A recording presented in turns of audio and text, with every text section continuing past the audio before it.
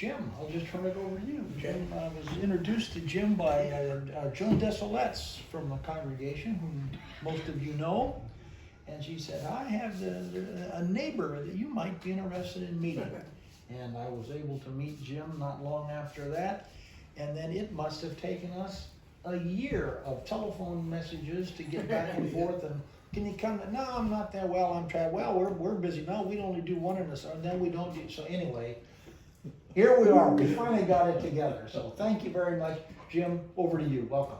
Okay, thank you very much for having me. And I want to start off with an apology for the mistakes I'm going to make, and I'll explain why. I have a condition due to my total blindness called non-24. I don't know if any of you have heard of that, but it is where if you're totally blind and you have no light at all coming into your brain, then you don't have any way to reset what's called your circadian rhythm. And 70% of us who are totally blind and no light at all, which a lot of people think that blindness, there's millions of people with blindness, but there's really not that many that are completely, totally dark. And those of us that are dark, 70% of us have a 24-hour clock that is off by a certain amount each day. And it varies with that person. But for example, if you're off 5 minutes a day on your 24-hour clock, then that's cumulative. And so at the end of a week, you're off 30, 35 minutes.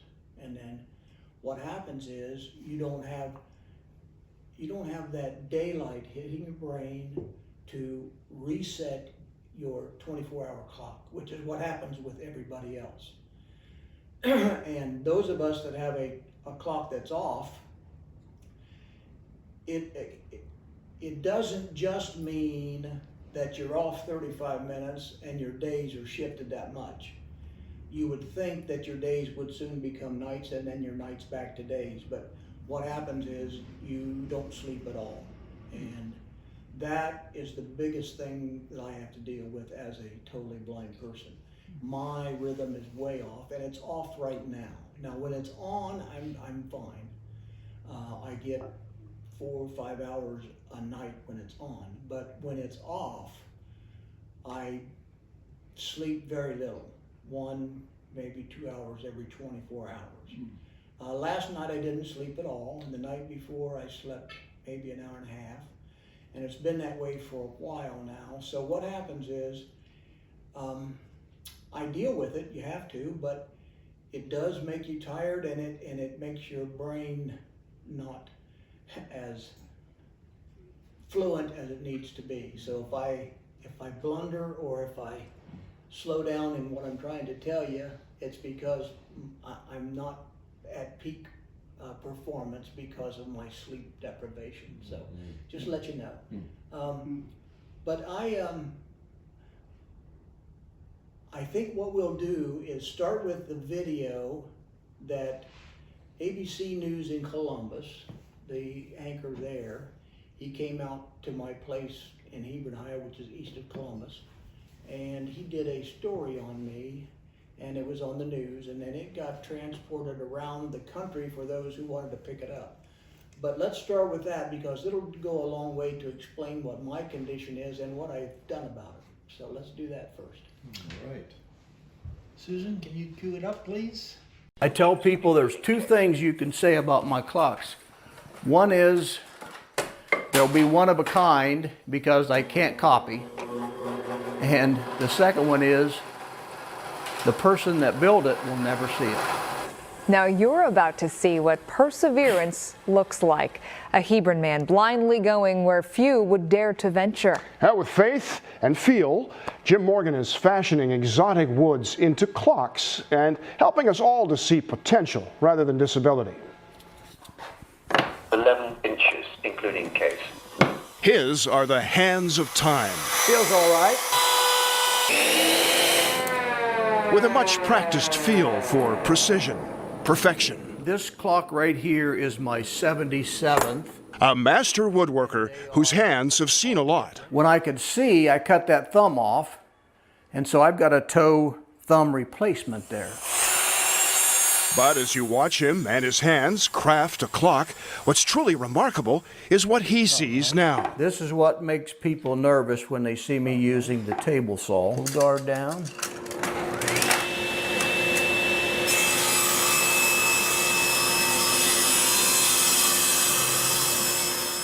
My name's Jim Morgan, and I'm totally blind from an accident that happened 6 years ago. I was on a bicycle and I got hit by a car, and my optic nerves are dead between my eye and my brain. There's no connection, so I'm totally blind.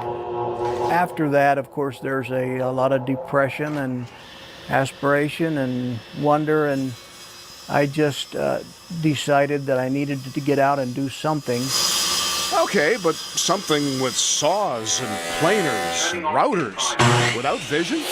Let me put it this way. It's probably not as hard as it looks. I know where my hands are, I know where the blade is, and I just am a lot more careful, and I probably have less chance having an accident now than I did before. Plus he has me in the house praying for his safety.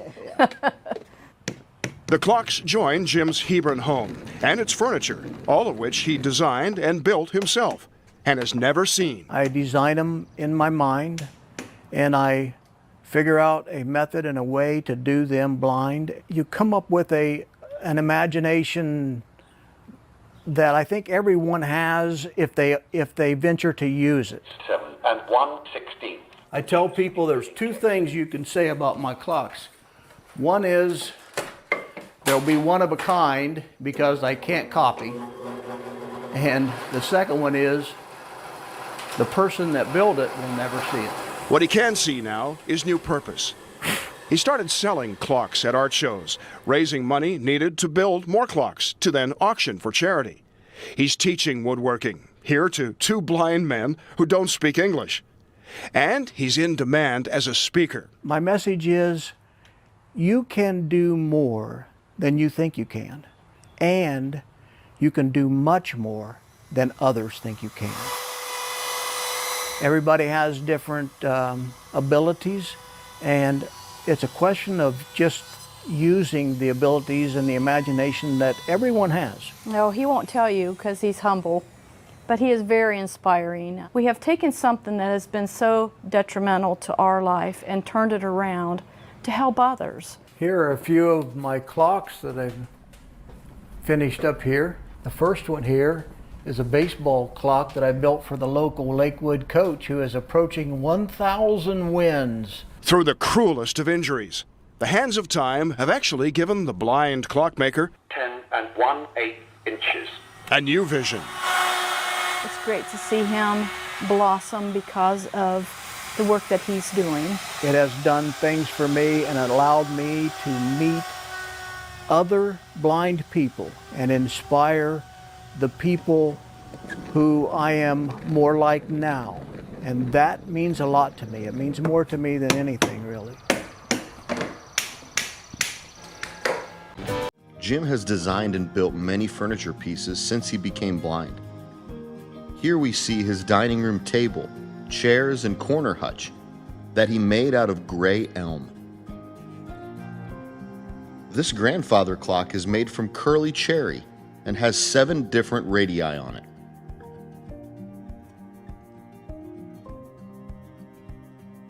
This is a bedroom suit that Jim built. He calls the design inlays, angles, and arcs, referring to the various inlays, angles, and arcs seen on every piece. This is a painting of Jim in his Florida workshop and was done by his brother-in-law and renowned artist, Dennis Lynn.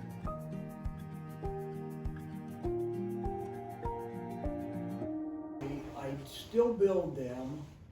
I don't build them ahead of time. I build them on request. So if someone wants one, I'll get a couple of basic instructions, and then I'm on my own as to the design, the wood, and everything else. and at the end of that, they get what they get. I haven't found anybody that hasn't liked it so far, but I tell them that I'm not going to build a clock as to your instructions. I'm going to build what's in my mind, and then hopefully you'll like it. So that's the way I do that. And we have Kathy and I together.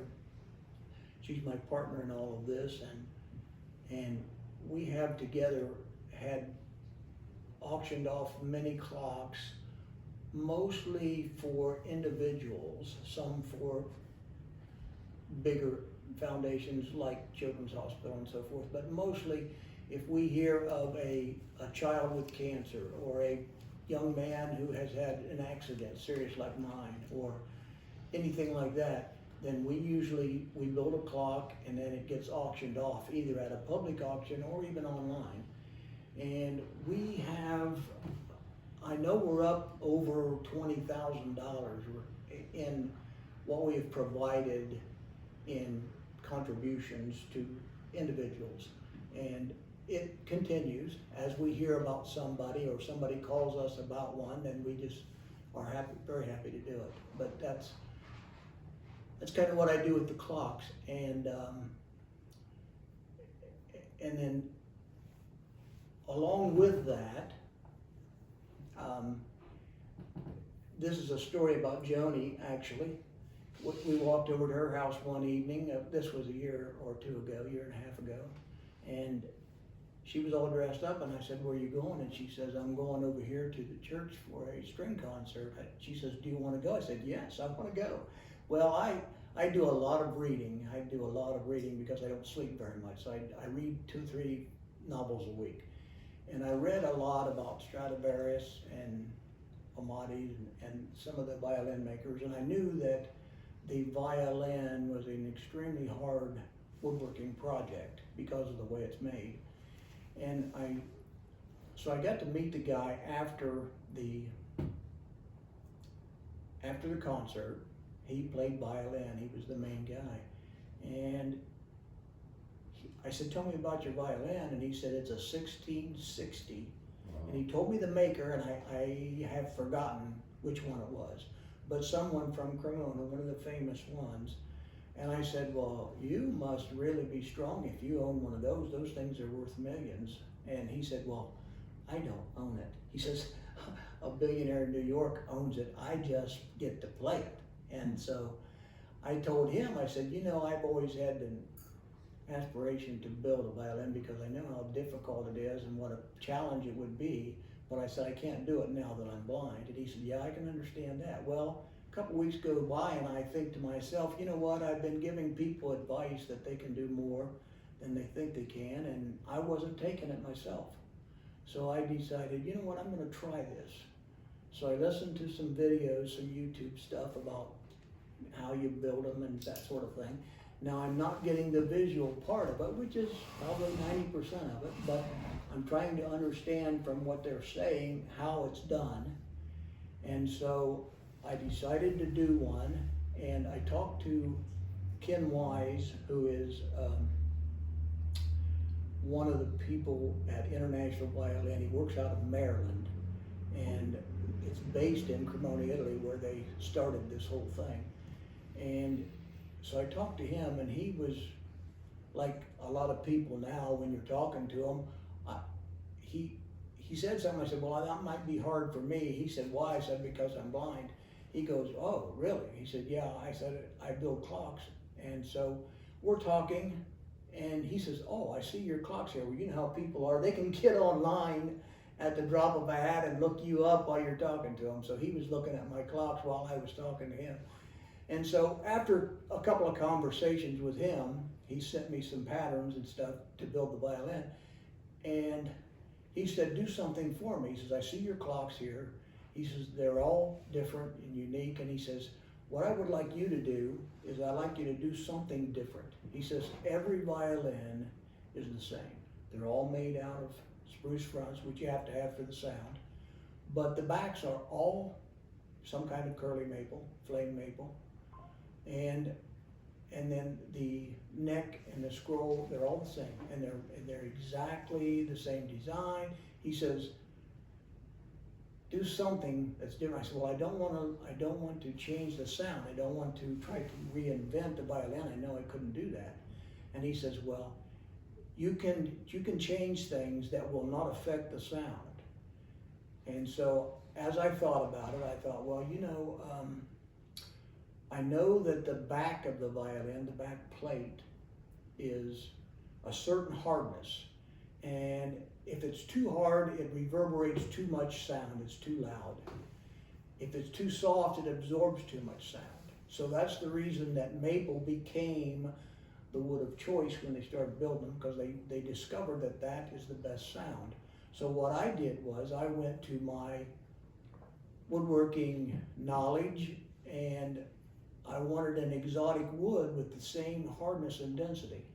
So I came up with canary wood, which was very, very close to maple as far as its hardness and density, such that I thought that it probably would not change the sound. It would work just like the maple does.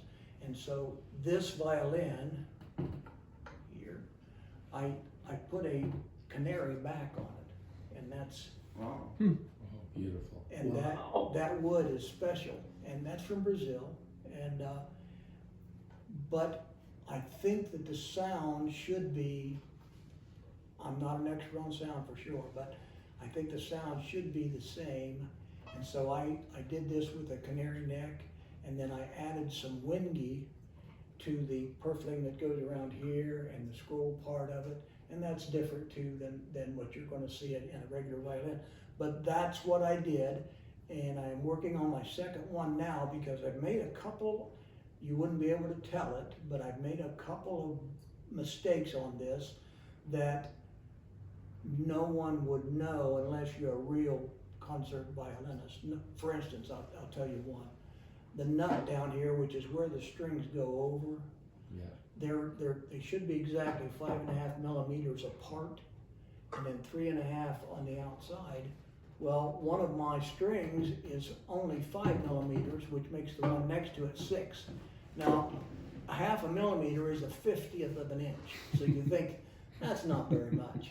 But to a violinist, I think it matters. Yeah. And so I've made a couple of little things like that have to be perfect. I had the strings too high for a while, and I reduced them. Anyway, I'm trying to build one with that to make up for the errors I made in this one, just because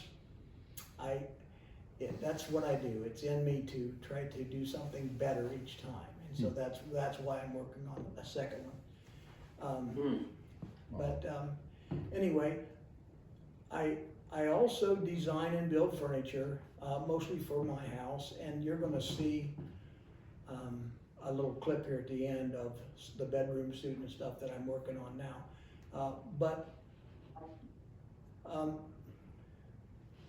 I have had some talks with some visually impaired people, usually younger people, and the ones that I have talked to, really none of them were totally blind. They were impaired with mostly diseases, and there's a lot of that. I'm sure you know that. So they can see somewhat, but they also, because of our culture and because of the way people are treated, they kind of learn that, guess what? I'm not going to do anything. They'll take care of me. Whoever's out there, they're going to take care of me. And they don't have any ambition.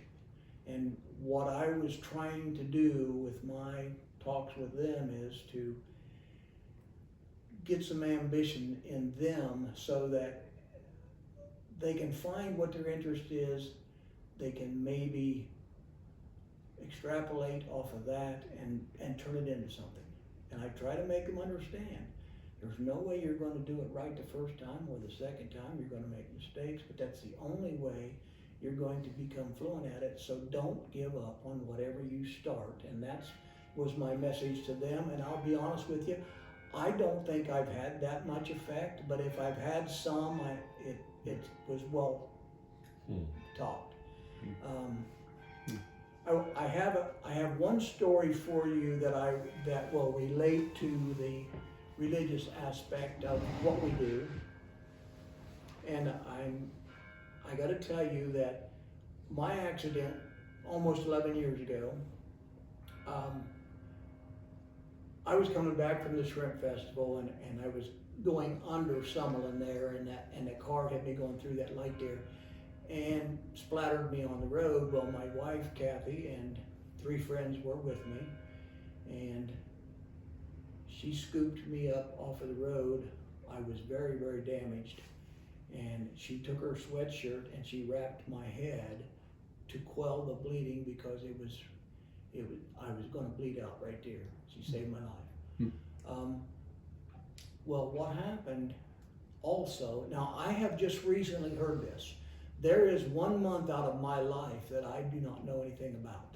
And that is from crossing the Mantanza Bridge there until a month later, I have no memory of, and I'm not going to have. So what I'm going to relate to you, the story, is a story that I have heard from her, and I'll try to get it right. But so my explanation here in my story is not firsthand, it's secondhand. But while Kathy is holding my head up off of the pavement and trying to stop the bleeding by wrapping my head up because my head hit the windshield of the car and it was fractured in many, many ways. A young man came up and kneeled next to her and said, "Can I help you hold his head up?" And she looks at him and she says, "Well, yeah." And he says, "I just finished my EMT training and let me help you." So he was holding me also, kneeled down beside me, holding me, while Kathy was praying over me, and I think he was praying also. And by the time the ambulance came and started to take me away, she looked around and that young person had disappeared. He wasn't there. She was looking for him, but he wasn't there. So a month later, I'm in the hospital. I finally get out, and after a week or two later, we finally head our way back to Ohio, which was quite a challenge. So we get back to Ohio, and Kathy, my wife, is talking to our former neighbor, who's Kathy's age and a good friend. And Kathy is not relating anything about the accident to her, but she says right off of the top of her head, she says, "I got to tell you about this dream I had. I had a vision in my dream that Jesus was kneeling and holding Jim up at the accident." And she was not prompted to say that by Kathy. She just came out and said it. "That's the vision I had, that's the dream I had." And that really hit Kathy, and she, I think, had an understanding of what actually happened there. She thinks that an angel was involved or whatever. Anyway, that's a story that she related to me, actually somewhat earlier, but more in detail lately, because she is working on a story about what happened during the accident and after the accident and what became of it. And she's doing a very, very good job with the story. But anyway, I have recently heard the details of the accident and so forth. And a couple other details I will tell you about it. When they got me to the hospital, they gave me 19 units of blood the first 12 hours. And the next morning they gave me 5 more. So I had 24 units of blood. Now, I'm guessing I was within a cupful of dying because I was just about out of blood. And when the trauma doctors put me back together and started getting blood back into me, they stored me in the room where they keep patients alive to harvest parts from. So I was actually in the room with 2 other people that were meant for harvesting only. And the trauma doctors put me in there because there was no way that they thought I would live through this. And so they put me in there. I was in there for like 2 or 3 days before I got moved to trauma intensive care. And anyway, it's about a month before I'm actually aware of anything. And there's a lot of stories during that month, but that gives you an idea of how severe everything was. And I can't even go into all the injuries that I had, but amazingly, that lack of blood to my optic nerve was the only permanent damage that I had. I mean, I came out after so many years very, very healthy. I am extremely fortunate. And so another thing that I tell people is, I never have ever asked, why me? Except I have asked why me in a different way. And that is, why did I live through this? There's no way I should have. Why am I alive today after this kind of trauma? And so that kind of thought leads us to, what can we do? What can we do? Why am I here? And I was a woodworker, I was a teacher, I was a home builder and so forth. So I went off of what I had known before, what I did before, and I was able to conjure a way to do it blind. And so that's the position we're in now, and we still have many, hopefully many other people to help with what I can do and what Kathy has helped me do. So that's kind of my story, and we're thankful to be able to talk to people like yourselves and tell our story, and we hope it continues, and it may help people at some point, and we're thankful that if it does. Thank you for sharing. Wow. Your Thank you story so much. goes on tens of thousands of times, be assured. Wow. I've lived a long time, and that is the way it works. We're not in charge. You got an assignment. Well, in some way that kind of puts a pressure on you. When you try to answer that question, well, why me? Why was I spared? Then you got to figure out, so where can I contribute? Well, we certainly are happy to do it, and we do get requests, and it just seems like they come out of nowhere, but you never know where the next request is going to come from, but we're happy that they keep coming. So. Should we show that other video of the furniture? Yeah, it's just like a little over a minute or something. If you want to, that would be great. Susan, can you call that one up? One of the things that amazes me about that is the size of some of the pieces. Yeah. Jim has designed and built many furniture pieces since he became blind. Here we see his dining room table, chairs, and corner hutch that he made out of gray elm. This grandfather clock is made from curly cherry and has 7 different radii on it. Wow.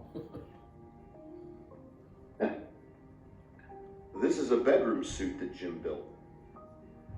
He calls the design inlays, angles, and arcs, referring to the various inlays, angles, and arcs seen on every piece. That's a little Frank Lloyd right there. This is a painting of Jim in his Florida workshop and was done by his brother-in-law and renowned artist, Dennis Lynn.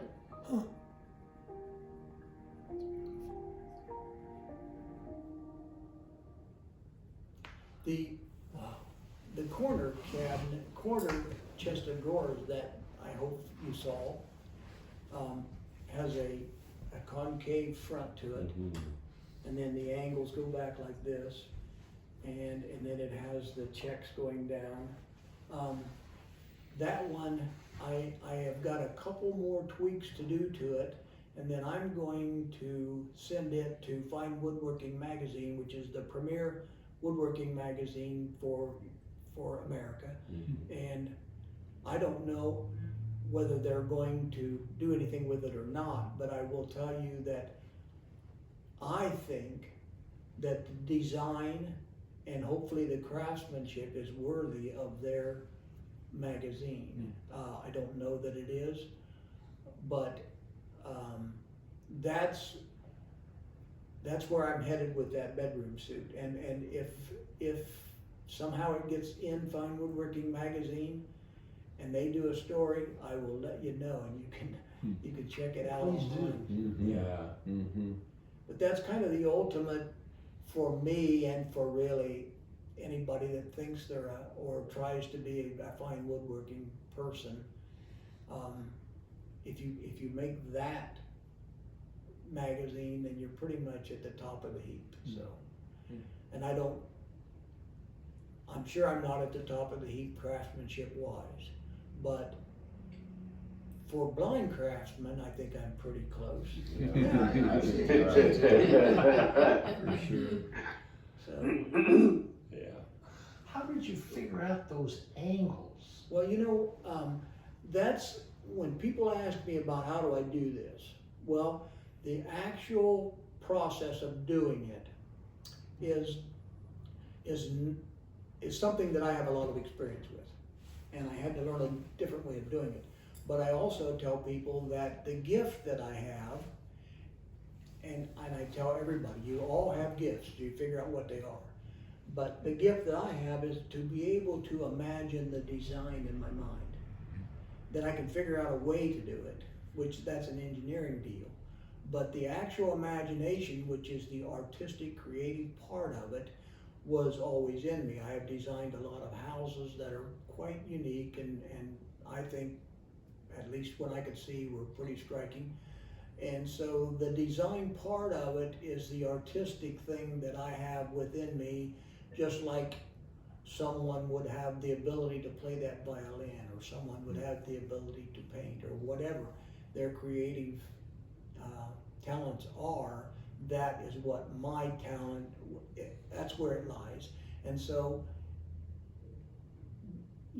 people think that the hard part is actual construction, but it's not. It's the real talent comes in being able to design it in your mind and then make it appear. That's the hard part, and that's the part you really have to have innately. It's not. I don't think it can be taught. Just like a music ability, I have none, and I could practice for 60 years. I know I couldn't do anything that would even be respectable. So I tell people, find out what your interests are, where your talents go, and then really work off of that, and you can make something that's good in your life, and something you can be proud of, and something you can even make a living at. So. Questions? Anybody? Yeah, this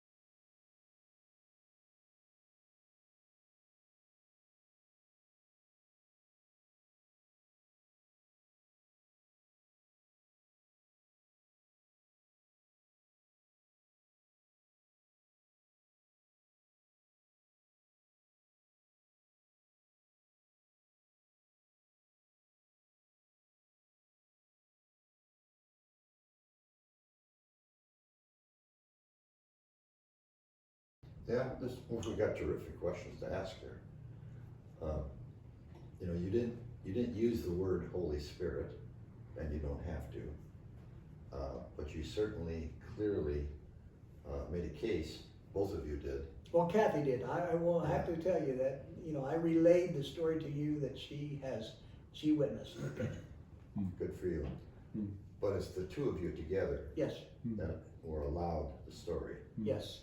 And I'm kind of taken back why you don't give more credit to the journey as opposed to, there's a bunch of other things going on. There's the craft, which is one thing. And craftsmen can visualize things before they're built. Mm-hmm. And they can visualize things in a building without examining every partition and part of the building. Mm-hmm. That's how they troubleshoot, that's how they build things. Then there's the art part, which you describe, and by what you produce, you're an artist. And you put the two together.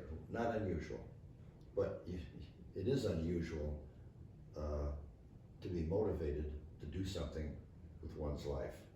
And you described beautifully the strength, your strength, you're building on your strength. Huge message to everybody in any condition.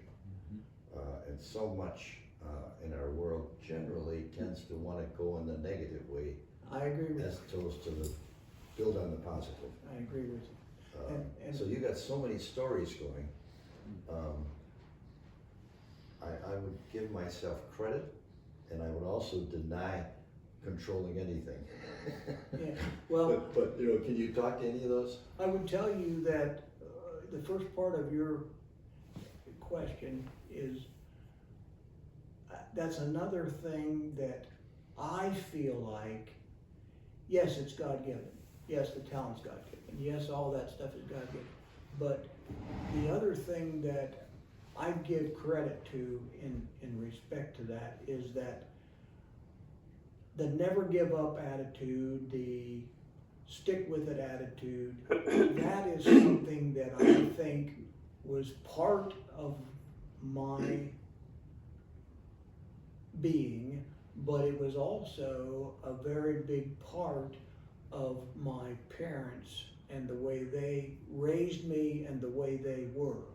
So I do know that they have a lot to do with my, I guess, attitude towards accomplishing, not giving up, sticking with, that sort of thing. And I think that there are so many young people, especially in our world now, that do not have the examples that I had and maybe you have had to really learn from on a personal level. Yeah, you can talk about talents, you can talk about not giving up and all that, but I think when you actually grow up with it and you see it in your parents and your family, your friends, it has an effect, and that effect is not as prominent today as I think it was during my youth. I'm not going to get on that whole thing, you know, my day, you know, back in the day, but you know what I'm saying. You know what I'm saying. I'm saying that. Well, the older we get, I mean, this is just everything is just my personal opinion. The older we get, I find, the more I see and understand. I agree with you. When I was younger, I remember my dad saying, "Oh, people today don't know how to work."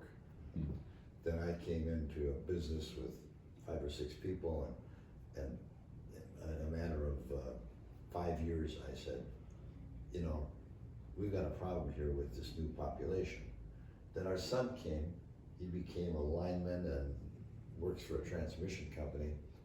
And he said, "Dad, the apprentices today are not what they used to be." I hear it all the time. And he was only 24 or 25. I said, hear it "Well, all. Rick, go do something about it." You know, so he did. He taught apprentices on Saturdays.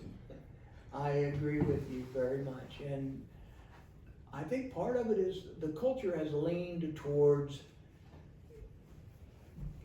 the parents are maybe struggling or maybe working too much so that they really don't have the time to devote to their family in a more personal way. And I don't know that it's their fault. I just think they don't really see it, and it may be years down the road before they really understand that maybe I should have done this. And I've done it myself.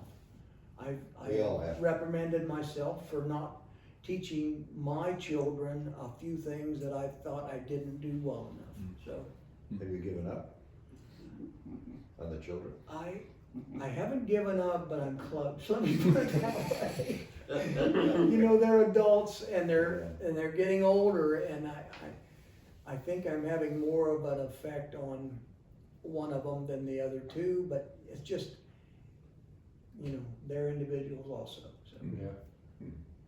Other questions? Comments? I have a question, Bill. Can you hear me, Lee Cooper? Yeah. Can you hear me? Okay. Great presentation, so inspiring and so forth. You talked about your blindness. You also talked about the sleep deprivation. Can you talk to us a little bit about how you deal on an ongoing basis daily with the sleep deprivation? Now, most of us don't have the extent of it that you do, but sleep deprivation is something that all of us face from time to time. But how do you deal with that on a day-to-day basis? Because it sounds like you've got that as a constant issue going forward. Very good question. Kathy asks me all the time, she tells me, I don't know how you do it. I don't know how you do it, because if she misses an hour, you know, it shows. And I think a lot of people are that way. But there's two things I would say about it. First of all, some of us do require less sleep than others as a matter of their own biology. And I never did sleep that much. You know, if I got 5 or 6 hours, I was good. So in that regard, I was helped by my former self. But the other thing I tell her is, I deal with it. How do you deal with it? Well, I deal with it because I have to. I don't have a choice. And you can either whine, lay on the couch and sleep, try to sleep during the day, or whatever you want to do. But you really need to understand that this is now a part of your life. And the more you can convince yourself that you really cannot do anything about the sleep deprivation, you learn to live with it. Just like people learn to live with a lot of things, other handicaps. And I just think that any of us here, if they had to deal with that sleep deprivation, yes, it's going to be hard in the beginning, but it's also something that you can become attuned to and deal with better. And the more I have to deal with it, I guess the better I get at it. And another thing that helps me in that regard is that because I have total blackness, I don't know this from a medical standpoint, but I think there is no strain, so to speak, on my eyes. So I think you can get by with less sleep because you're not really straining your eyes for 12, 15 hours. And I don't know that that's the case. That's just my guess. But yeah, that is the hardest thing I deal with. It's true, but it's also something that I know I have to deal with. I do, and what's the point of talking about it, complaining about it, or trying to do something about it? Does Kathy give you a time reset? For example, when she wakes up in the morning and says, "Good morning, Jim, it's 6:30 or it's 7," or No, does that make any difference to you? She doesn't catch me sleeping. I catch her sleeping. In other words, she is very seldom awake while I'm sleeping. Let me put it that way. So if she wakes up, I've already been up for hours. Okay, well, I was just thinking if I can't imagine myself in your situation, but I'm so accustomed to a time reference as the day goes on, that whether it be a speaking alarm or a speaking clock, And I do. or my. And I check it all the time. You're right. I do. Time is important to me, and I do want to know within a few minutes of what time it is all day long. So it's that's very- what tells you. Yes. Not necessarily. Yes, and I would be very, very lost without a talking watch, yes. But you must feel the sunlight. Pardon me? You must feel the sunlight. I can feel the sun, and if it's cloudy, I can't determine what it is, but if it's a bright sun, I can find that with my face, and I can feel it, yes, and the beach, we still go to the beach fairly often, and it's for that, part of it is I can feel the ocean breeze, I can smell it, and I can feel the sunlight, and that to me is a help. It helps. You compensate with your other senses as much as you can, and so those things that I have missed by loss of sight, I try to make up for with my other senses. Now, my other senses, I get this question all the time, are they better because of your loss of sight? And people think that's true, but it's not true at all. I can't hear worth a darn, and I can't, and my Oh, we smell could have is, sung that. my smell is going bad, but what happens is you do compensate. I use my hearing and my sense of smell and feel a lot more than I used to, just because I have to. Are they better? No, they're not. But you pay more attention to them. You have to. You have to. Yeah. Since that's what you're relying on. And You think your focus is better? I hope it's better in the wood shop. And I do try. I do daydream once in a while, and I catch myself, and I stop. Hey, you're running this power miter saw. Don't think about something else. Think about this. And I catch myself all the time with my mind wandering, and it's not good. And I do understand that, and I have trained myself to a degree to be more concentrated when I'm actually using a power tool. And you haven't fallen asleep once? Sitting here. Meaning that If with the deprivation you have, I here's would have fallen asleep, nodded off several times. Well, here's what happens. I do, let's say, here's an example. Last night there was no sleep at all, okay? When we get home today, Kathy and I are going to put down 3 pallets of sod, okay? At the end of 3 that, pallets. at the end of that, I will go in and get a shower and get cleaned up, and I'll sit down in a chair, and whether I'm trying to or not, boom, I'll be out for 10 or 15 minutes, sometimes longer, but it does, it catches you, there's a point where you just can't stay awake any longer. You don't even realize what that point is, and then all of a sudden you're asleep. But with my condition, the non-24, you don't stay asleep. I wish you could, but you don't. But you don't have pain to keep you awake. Don't have, pardon me? Pain. No, I don't have any pain. It's, no. And I am very accustomed to not sleeping, as Kathy will tell you. I can get along pretty well. Now, I'm not saying that I'm not disagreeable at times, because I'm sure I am, but it is something that I have learned to deal with as much as I can.